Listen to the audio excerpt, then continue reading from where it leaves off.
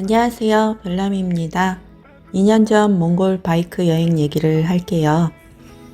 그땐 유튜브 할 생각이 전혀 없어서 사진이나 영상이 많이 부족하니 이해 부탁드려요. 4명의 한국 라이더가 2019년 8월 2일부터 11일까지 약 10일간 몽골 북부 바이크 여행을 했어요. 6개월 전 미리 현지 바이크 여행사인 투어 몽골리아를 통해 야마하 세로우 250 4대와 숙박과 여행 일정을 예약했어요. 비용은 대략 1인 기준 비행기표 왕복 80만원과 몽골 바이크 여행사에게 2,000불을 지불했어요. 2,000불은 바이크 렌트비, 주유, 식사, 숙박비 모두 포함 가격으로 1인 총 비용은 대략 300만원 정도였던 것 같아요. 투어 몽골리아 외에도 구글에서 몽골 오토바이 여행 검색하시면 여행사가 많아요. 일행은 저 포함 모두 1륜차 타고 세계 여행 카페 회원이고 8개월 전부터 몽골 여행을 계획하고 오프로드 연습을 했어요. 이때는 제가 엔드리오 바이크 입문 전이고 세로우도 구입 전이라 750 GS로 연습했어요. 1륜차 타고 세계여행 카페의 영남 지부 루달님이 저희들의 몽골 여행 계획을 듣고 경상도에 위치한 루달님의 오토바이 게러지에 초대해 주셔서 낙동강에서 오프로드 연습을 했어요. 그때 저희를 환영해 주시고 연습 많이 도와주신 루달 게라지 식구들께 감사드려요. 루달님 게라지는 너무 멀어서 자주 갈 수 없었고 양평 KTM 모터월드 대표님께도 오프로드 기본 교육을 받았어요. 근데 다들 생업이 있고 시간 맞추기가 힘들어서 많이 연습하진 못했어요. 루달님은 예전에 본인이 혼자 몽골에 바이크 여행 갔을 때 바이크 사고로 죽을 뻔한 경험이 있어서 저희들을 매우 걱정하며 챙겨주셨어요.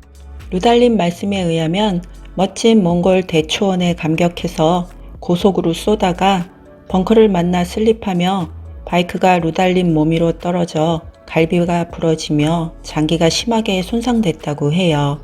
현지 몽골인들의 도움으로 대수술을 받고 겨우 살아났다고 합니다.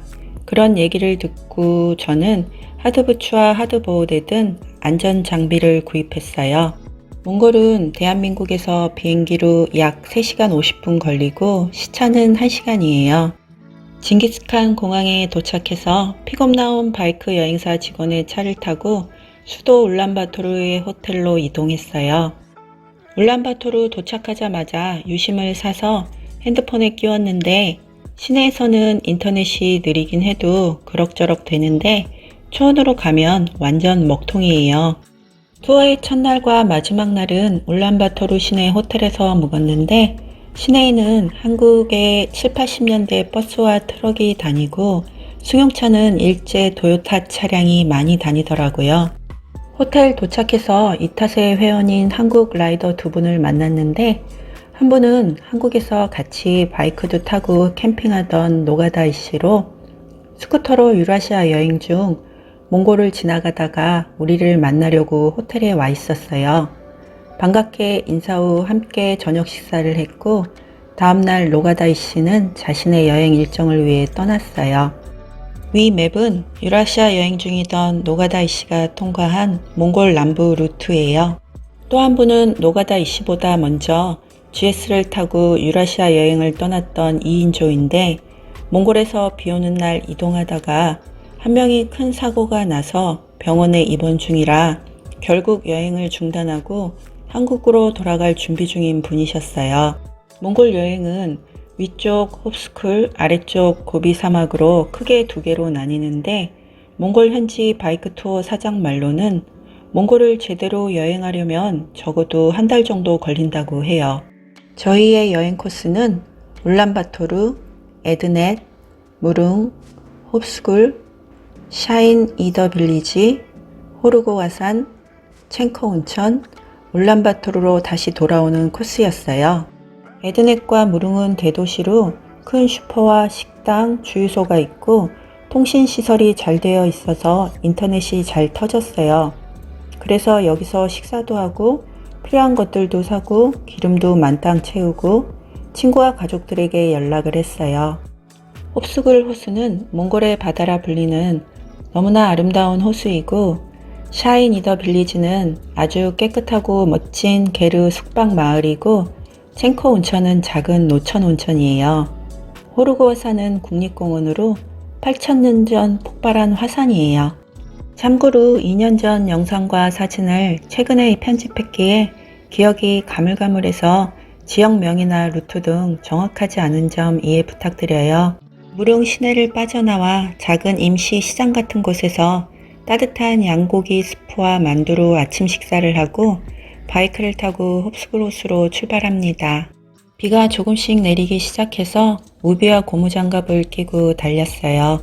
사장이 김장용 고무장갑이라고 막 놀렸어요. 달리다 보면 양떼들이 도로를 점령하고 있어서 멀리서부터 속도를 줄이며 경적을 계속 울려야 양들이 아주 천천히 비켜줘요. 이때 양떼들을 구경하는 즐거움도 있어요. 달리다 쉴 때면 머릿속이 투명해지며 대자연으로 가득 차니 입꼬리만 올라갈 뿐 아무런 생각이 없어요. 이 오프로드 구간은 참 멋지긴 했는데 난이도가 있고 길어서 동료들도 슬립하며 힘든 코스였어요.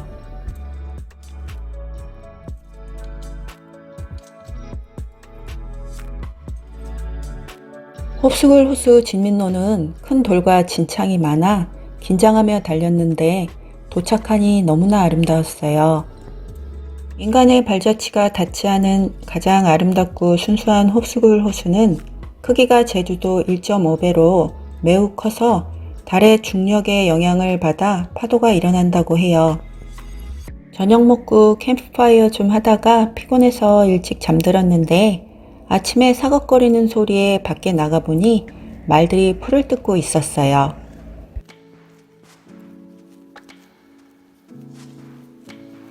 이 편을 기대해주세요. 시청해주셔서 감사합니다. 구독과 좋아요 꾹 눌러주세요.